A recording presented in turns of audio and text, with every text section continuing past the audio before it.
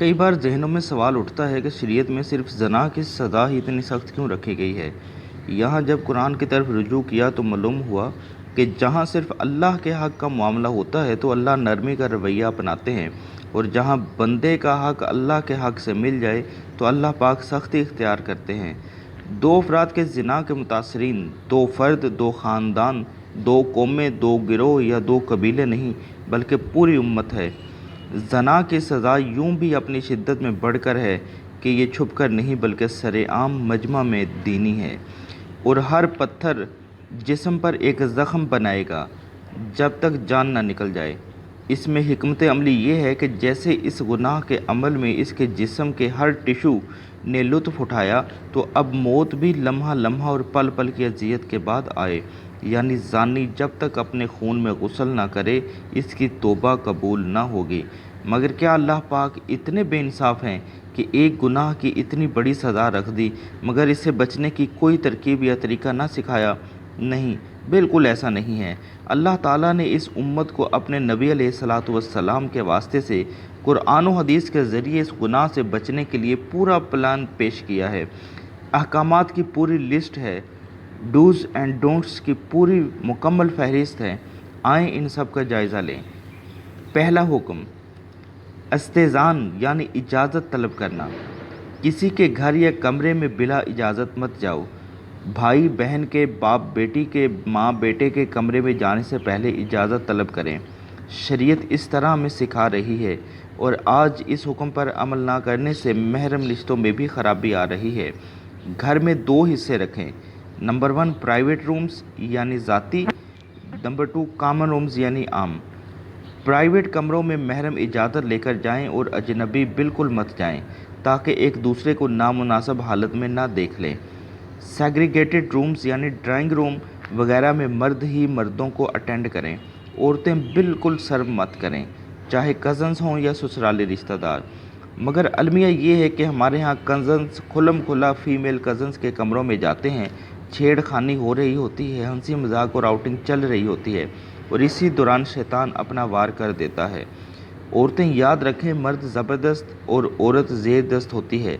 क्या ये मुमकिन है कि कोई औरत पाक रहना चाहे और मर्द इसको पाक ना रहने दें? दूसरा हुक्म, नज़र की हिफाजत। नज़रों को नीचा रखें और अपनी हया की हिफाजत करें। ये हुक्म मर्द औरत दोनों के लिए ही है। औरतों की शादी ब्याह और मर्दों की बाज़ारों में अक्सर नज़र बहकती है। कोई मेहमान आए तो औरतें झांकती ताकती हैं। बाप भाइयों के दोस्तों से हंस हंस कर मिलना और सर्विंग हो रही होती है, जबकि शरीयत तो देखने से भी मना कर रही है। मर्दों औरतों की आदत शादी ब्याह में खुलकर सामने आती है, जब बेहयाई अपने अरूज पर होती है। दो अंधे अगर आमने सामने बैठे हैं तो इनको नहीं मालूम कि सामने वाला कैसा है, कितनी उम्र का है, मगर शरीयत एक बीना और अंधे को भी आमने सामने बैठने से मना करती है। जैसा कि अब्दुल्ला बिन उम्मे कुलसूम मखतूम रज़ियल्लाहु ताला अन्हो वाली हदीस से साबित है, औरतों और मर्दों को कई बार मजबूरी में बात भी करनी पड़ती है, जैसे बाज़ार वगैरह में। तब शरीयत चेहरे पर नज़र डालने से मना करती है। सिर्फ पर्दा करना मसले का हल नहीं, बल्कि नज़र भी झुकानी चाहिए। इमाम गज़ाली रहमतुल्लाह ताला अलैहि फरमाते हैं, नज़र सोच के अंदर तस्वीर ले जाती है, ये तस्वीर ख्वाहिश में बदल जाती है, और फिर यही ख्वाहिश बेहयाई का रास्ता दिखाती है। अगला हुक्म, ज़ीनत को छुपाना। पर्दा और चीज़ है और ज़ीनत और चीज़।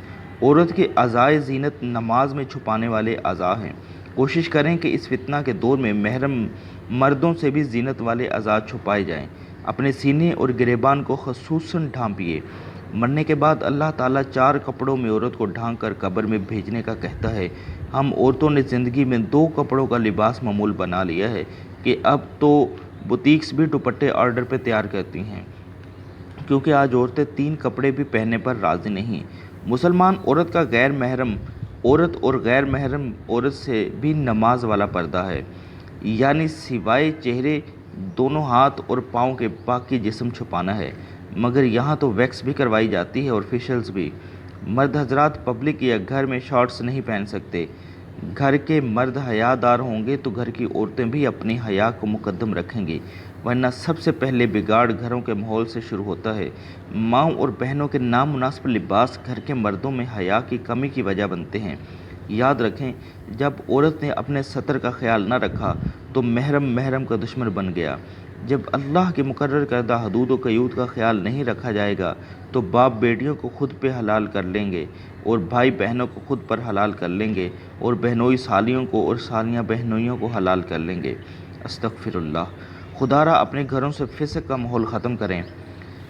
بیوہ اور مطلقہ کا نکاح، ان کے نکاح کا مقصد معاشرے کو پاک رکھنا ہے، کیونکہ بیوہ یا مطلقہ ازدواجی زندگی کے دور سے گزر چکی ہوتی ہیں اور ان کے نکاح میں تاخیر یا انکار معاشرے کے بگاڑ کا سبب بن سکتا ہے۔ یہ حکم اس مرد کے لیے بھی ہے جس کی بیوی مر جائے یا وہ طلاق دے دے۔